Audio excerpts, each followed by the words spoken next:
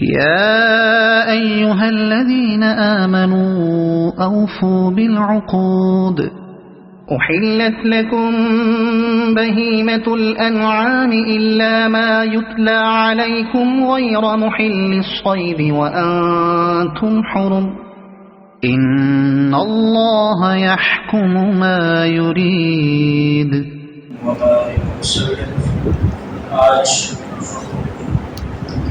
آٹھویں سپارے کا خلاصہ انشاءاللہ بیان ہوگا۔ اللہ کریم کی بارگاہ میں دعا ہے اللہ تعالیٰ ہمیں قرآن پاک کی اجر نصیب فرمائے اور اللہ تعالیٰ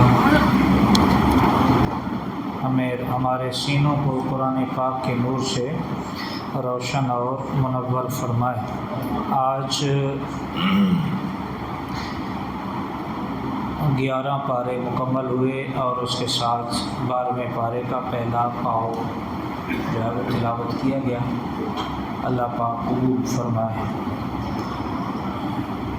وَلَوْ أَنَّنَا نَزَّلْنَا إِلَيْهِمُ الْمَلَائِكَةَ وَكَلَّمَهُمُ الْمَوْتَى وَحَشَرْنَا عَلَيْهِمْ كُلَّ شَيْءٍ قُبُلًا مَا كَانُوا لِيُؤْمِنُوا۔ یہاں بیان کیا کہ اگر ان کی فرمائشی معجزات کو پورا کرنے کے لیے آسمان سے فرشتے اتریں اور مردہ ان سے کلام کریں، یہ پھر بھی اپنی ہٹ دھرمی اور ضد کی وجہ سے ایمان نہیں لائیں گے۔ اس آیہ کریمہ میں اللہ تعالیٰ نے اپنے محبوب سے مشرکین کی ہٹ دھرمی کو جو ہے وہ بیان کیا ہے، کیونکہ ان کی جو ہے وہ عادت تھی، وہ انبیاء سے فرمائشیں کرتے تھے۔ جیسے انہوں نے حضرت عیسیٰ سے فرمائش کی کہ آپ دعا کریں آسمان سے ہمارے لیے دسترخوان اترے، تو اللہ تعالیٰ نے اپنے محبوب سے فرمایا محبوب اگر یہ آپ سے فرمائش کرتے ہیں کہ فرمائشی معجزات آپ ان کو دکھائیں، اگر ہم آسمان سے فرشتے بھی اتار دیں اور مردے ان سے بات بھی کریں تو یہ ایسے ہٹ دھرم ہیں، یہ پھر بھی ایمان نہیں لائیں گے۔ اللہ تعالیٰ نے اپنے محبوب کو تسلی دی اور فرمایا وَكَذَلِكَ جَعَلْنَا لِكُلِّ نَبِيٍّ عَدُوًّا شَيَاطِينَ الْإِنسِ وَالْجِنِّ يُوحِي بَعْضُهُمْ إِلَىٰ بَعْضٍ زُخْرُفَ الْقَوْلِ غُرُورًا۔ اللہ تعالیٰ نے اپنے محبوب کو فرمایا کہ ان کی دشمنی سے پریشان نہ ہوں۔ سابقہ انبیاء کرام علیٰ نبینا وعلیہ الصلوۃ والسلام کے ساتھ بھی ایسا ہوتا رہا ہے کہ انسان اور جنات ان کے دشمن ہوا کرتے تھے اور جو ان کے خلاف سازشیں کرتے تھے، لہٰذا آپ کے راستے میں بھی رکاوٹیں ڈالی جائیں گی، دشمن بھی ہوں گے، آپ نے پریشان نہیں ہونا، آپ نے اپنی دعوت تبلیغ کو جاری رکھنا۔ اسی طرح اللہ تعالیٰ نے مومن اور کافر کی مثال جو ہے وہ بیان کی۔ أَوَمَنْ كَانَ مَيْتًا فَأَحْيَيْنَاهُ وَجَعَلْنَا لَهُ نُورًا يَمْشِي بِهِ فِي النَّاسِ كَمَنْ مَثَلُهُ فِي الظُّلُمَاتِ لَيْسَ بِخَارِجٍ مِنْهَا۔ یہاں اللہ تعالیٰ نے کفار اور ایمان والوں کی حالت کو مثال دے کر سمجھایا کہ مومن اور کافر کی مثال ایسے ہے جیسے زندہ اور مردہ، ایمان اور کفر کی مثال ایسے ہے جیسے روشنی اور اندھیرا۔ مومن زندہ کی مثال ہے اور جو کافر ہے مشرک ہے وہ مردہ کی مثال ہے۔ مومن روشنی کی مثال ہے اور جو کافر ہے وہ اندھیرے کی مثال ہے۔ آگے اللہ تعالیٰ نے محشر میں سوال و جواب کا ذکر کیا کہ یا معشر الجن والانس الم یأتکم رسل منکم یقصون علیکم آیاتی وینذرونکم لقاء یومکم ھذا۔ محشر میں اللہ تعالیٰ انسانوں اور جنوں سے پوچھے گا کہ جنہوں نے نافرمانی کی تھی کہ کیا تمہارے پاس میرے رسول نہیں پہنچے تھے جو تمہیں میری آیات پڑھ کر سناتے تھے، تمہیں ملاقات کے دن سے ڈراتے تھے، محشر کے دن سے۔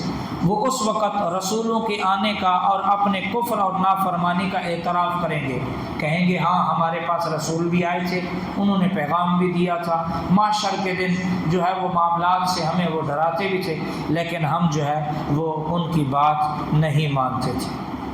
اسی طرح اللہ تبارک و تعالیٰ نے امر اور نہی کا بیان جو ہے وہ فرمایا، قل تعالوا اتل ما حرم ربکم علیکم الا تشرکوا بہ شیئا وبالوالدین احسانا۔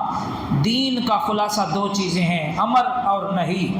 امر پر عمل کرنا ہے اور نہی سے اجتناب کرنا ہے، یعنی جن چیزوں کا اللہ نے حکم دیا یہ کرو ان پہ عمل کرنا ہے، اور جن چیزوں سے اللہ نے منع کیا کہ ان چیزوں سے رک جاؤ ان چیزوں سے رکنا ہے، اسی کا نام دین ہے۔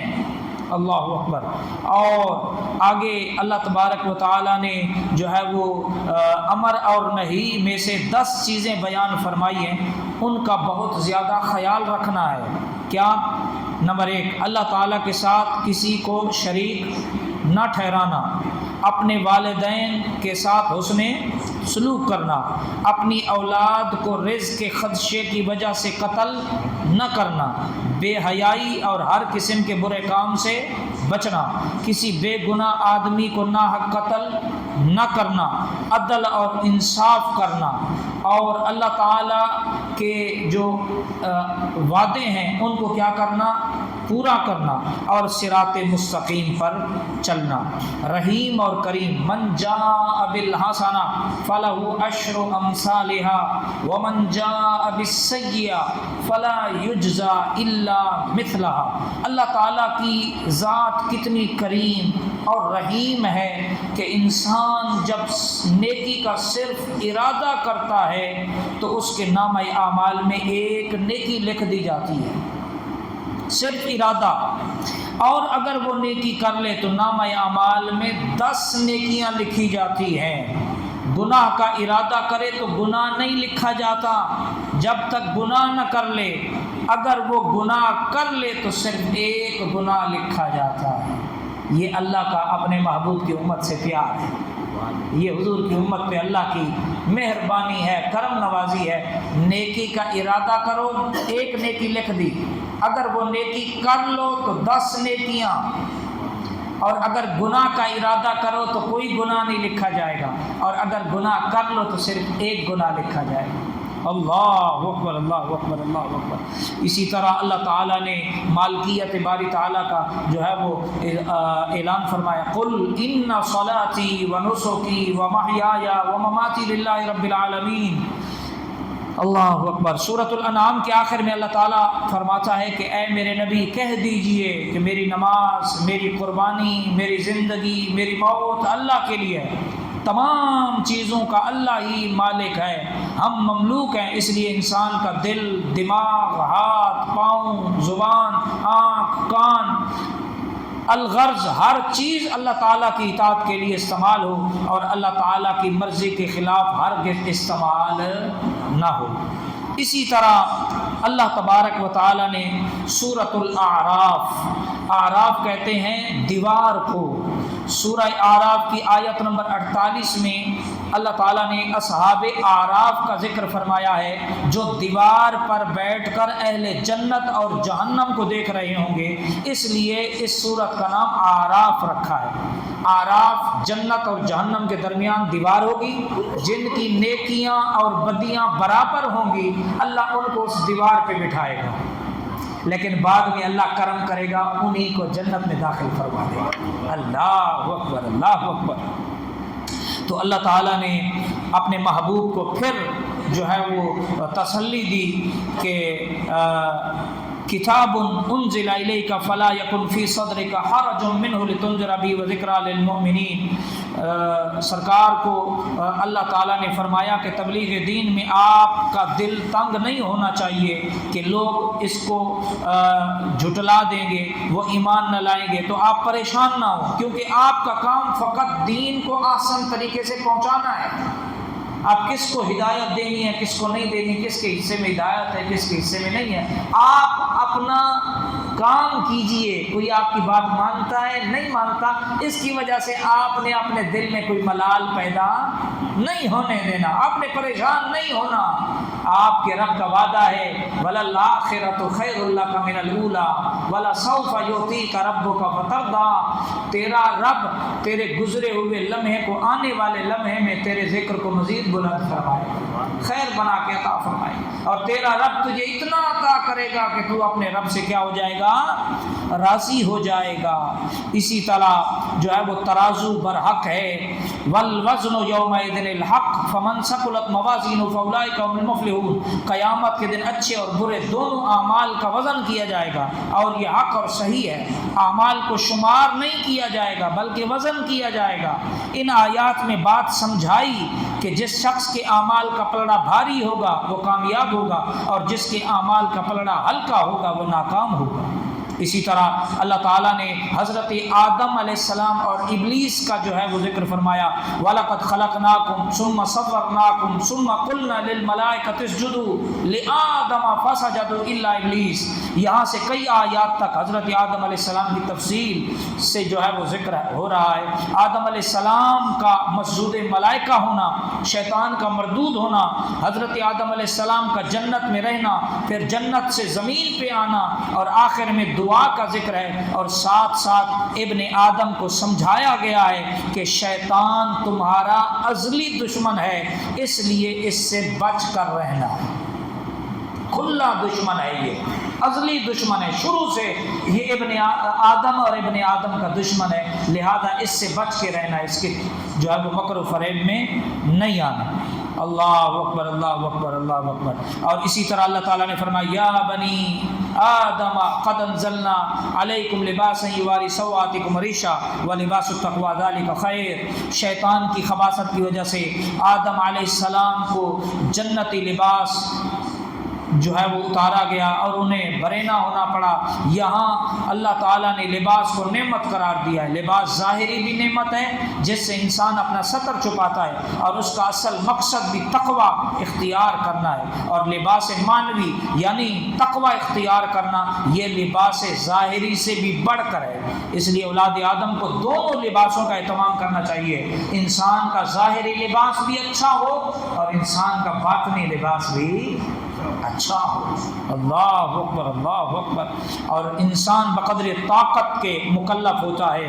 والذین آمنوا وعملوا الصالحات لا نکلف نفسا الا وسعها. اللہ تعالیٰ نے دین کے بارے میں فرمایا کہ یہ ایسا بہترین دین ہے کہ اس میں اسی چیز کا حکم دیا گیا ہے جو انسان کی طاقت میں ہے. ہمت سے جو بڑھ جائے اس کا اللہ تعالیٰ حکم ہی نہیں دیتے، بلکہ اجتناب برداشت ہو سکے تو اسی کا حکم دیتا ہے اللہ تعالیٰ. اللہ اکبر. اور اسی طرح اصحاب اعراف کا ذکر آ رہا ہے ونادا اصحاب الجنہ اصحاب النار ان قد وجدنا ما وعدنا ربنا حقا فهل وجدتم ما وعد ربكم حقا قالوا نعم. یہاں کئی آیات تک اہل جنت اور جہنم اور اصحاب اعراف کا تذکرہ فرمایا کہ ایک طرف جنت والے ہیں، ایک طرف جہنم والے ہیں، درمیان میں ایک دیوار ہے جس کا نام ہے اعراف. جنت والے جہنم والوں سے کہیں گے اللہ تعالیٰ نے ہم سے جو وعدہ کیا تھا وہ سچا تھا، ہم نے اس کو پا لیا.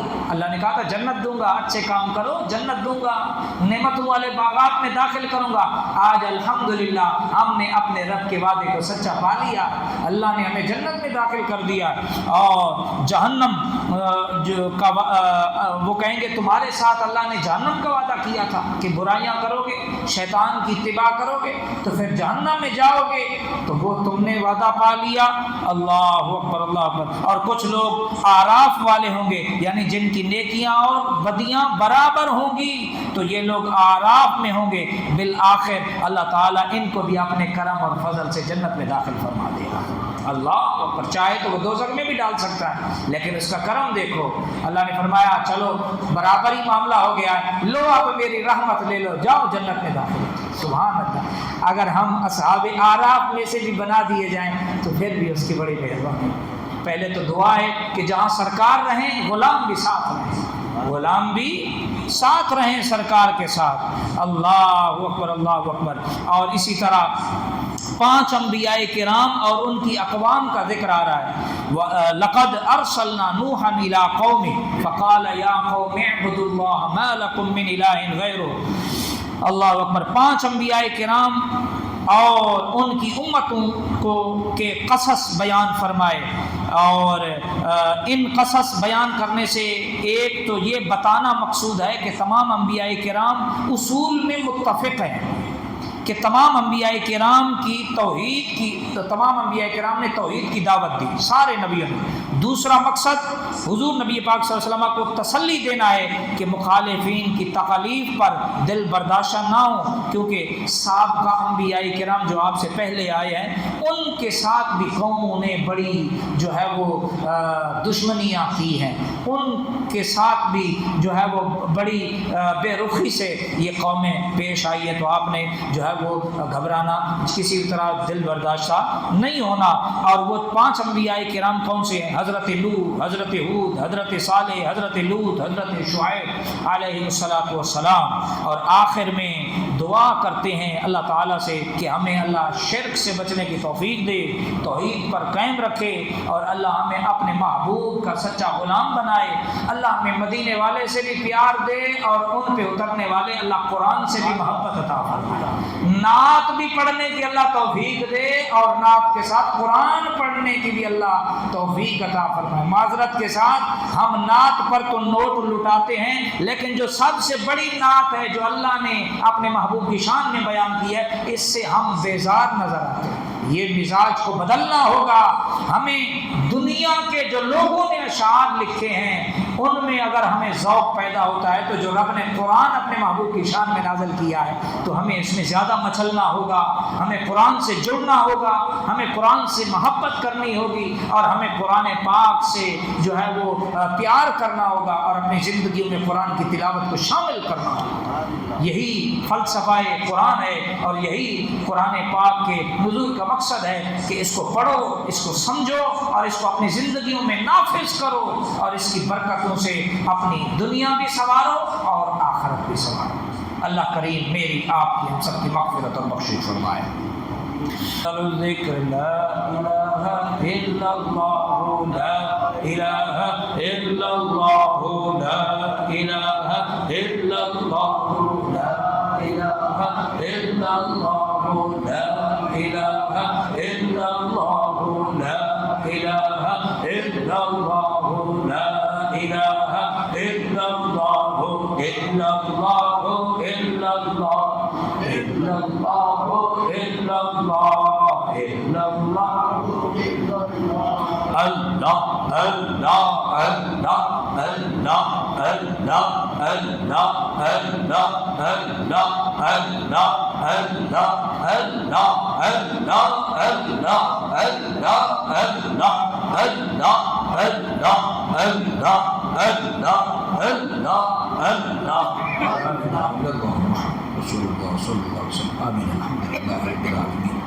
العاقبة للمتقين والصلاة والسلام على سيد الأنبياء والمرسلين وعلى آله وصحبه أجمعين. اللهم ربنا آتنا في الدنيا حسنة وفي الآخرة حسنة وقنا عذاب النار. اللهم أعنا على ذكرك وشكرك وحسن عبادتك. اللهم إنا نجعلك في نحورهم ونعوذ بك من شرورهم. اللهم افتح علينا حكمتك وانشر علينا رحمتك يا ذا الجلال والإكرام. اللهم رب اغفر وارحم وانت خير الراحمين. اللهم رب ارحمهما كما ربياني صغيرا. وصلى الله تعالى على خير خلق محمد وعلى آله وصحبه أجمعين. لا إله إلا الله محمد رسول الله صلى الله عليه وسلم. السلام عليكم ورحمة الله وبركاته. یہ گل بھی بالکل ٹھیک ہے، نہیں اس دا کوئی شریک ہے۔ اللہ میرا سونا ہے، اللہ میرا سونا ہے، وہ جنوں سجدہ سجدہ ہے، رزق بھی دیندا ہے، نال عیب بھی کجدا ہے۔ اللہ میرا سونا ہے، اور سانو دسیا عربی سونے کوئی شے نہیں اس دے اولے۔